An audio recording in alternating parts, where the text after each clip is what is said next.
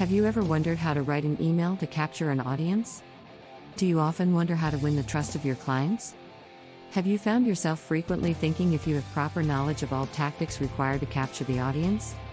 If yes, then you have landed on the right video. Welcome back to another episode of Colorful Finance, the #1 source for content centered around earning money from home. We provide you with theoretical experience in our videos and practical experience with the tools we provide you in the description.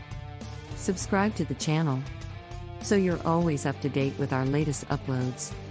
In this video, we'll take you through everything you need to know about email's marketing tips to capture audience. Now let's get into it.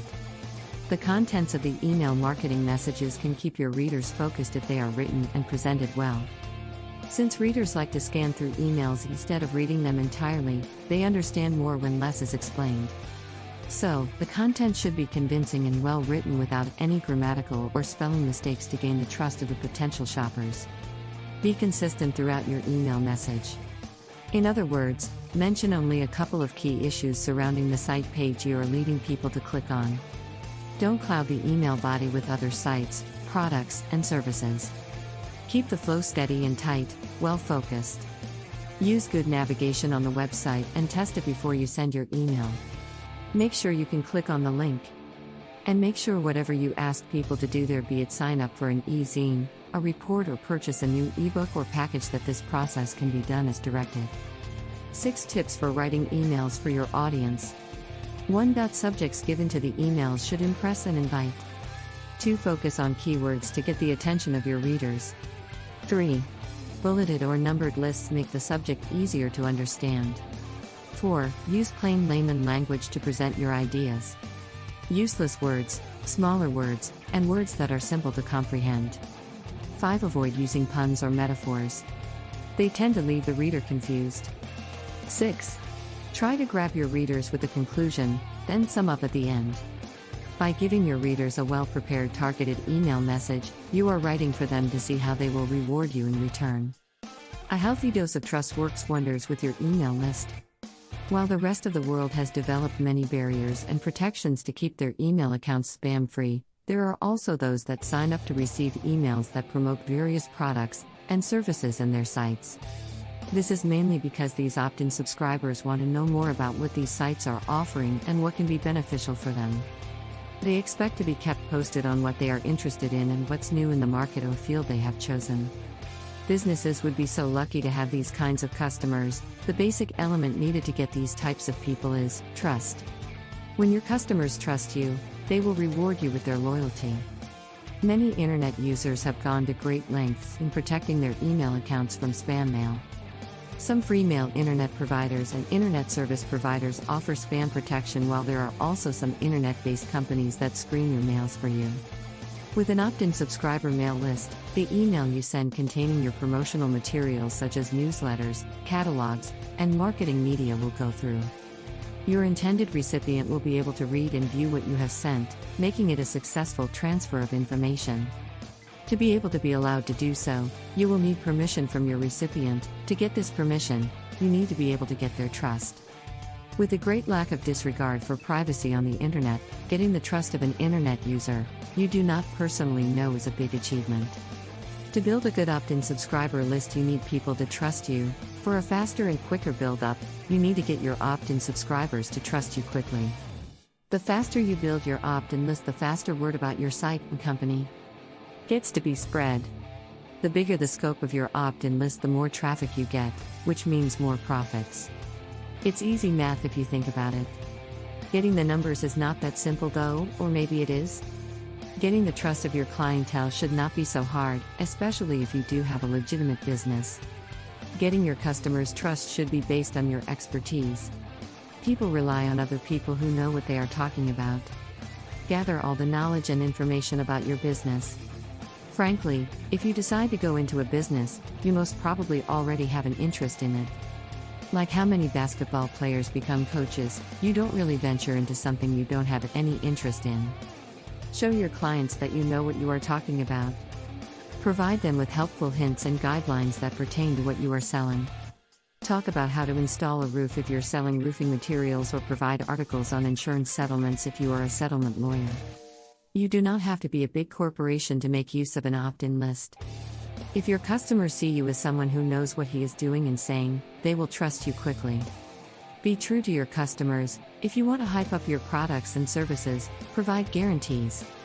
The more satisfied customers you get, the bigger probability there is that they will recommend you. Generally, people will trust someone they know. When that someone recommends you, then you're a shoo-in. They will go to your site and check it for themselves and be given a chance to experience what the others have experienced from you, so make sure to be consistent in the service you provide. Another tip in getting a customer to trust you quickly is to provide them with an escape hatch. Show them that you are not there to trap them. Keep a clean list that would enable them to unsubscribe anytime they want. Elaborate on your web form by providing information on how to unsubscribe from the list. Guarantee them that they can let go of the service whenever they want to. Many are wary that they may be stuck for life and would have to abandon their email accounts when they get pestered with spam. Remember that when you get the trust of your clients, do not lose that trust. Because if you do anything with their email addresses like sell them or give them out, you will lose many members of your list as well as potential members. The true quickest way to gain the trust of your subscribers is when you are recommended by someone they trust. Remember to sign your email. When you finish typing an email message, don't forget to sign it. In email language, that doesn't mean simply typing your name. The signature block contains a great deal more information. An email is a blank screen. It contains none of the contact information found on traditional company letterhead or stationery. So, you need to provide this information in the form of a signature block. Avoid the temptation to create a fancy banner with lots of symbols at the top of your email message. Most of that fancy schmancy stuff doesn't translate well from one email system to another. It also creates huge files, which means the message takes forever to open. Blocking up a client's email is not the best way to make a positive impression on him/her. The best position for the signature block is at the end. When creating your block, try to keep it to 4 lines. In some cases, you may need more space.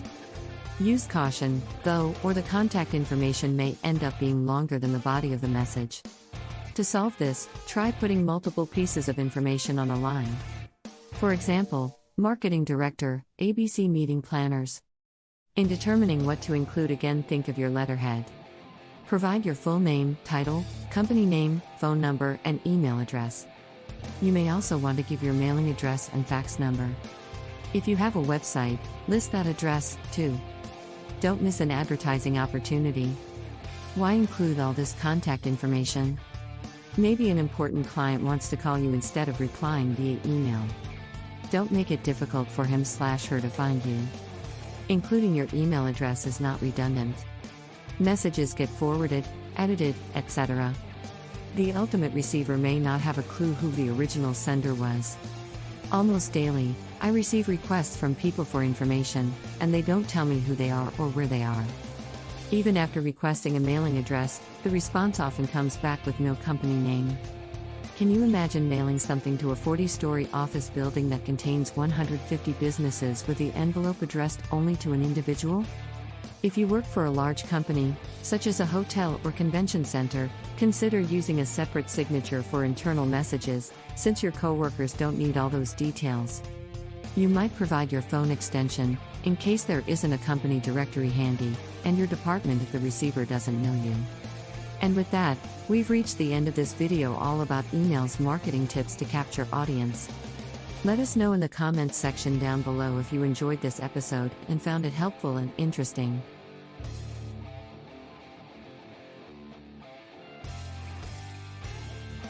Remember to leave a thumbs up before you leave.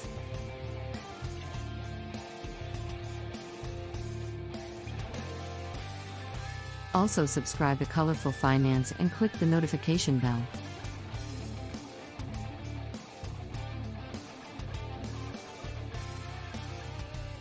So you're always up to date with our latest releases as always.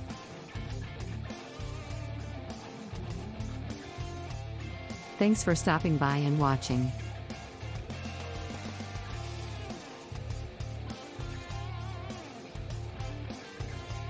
See you again soon in the next one.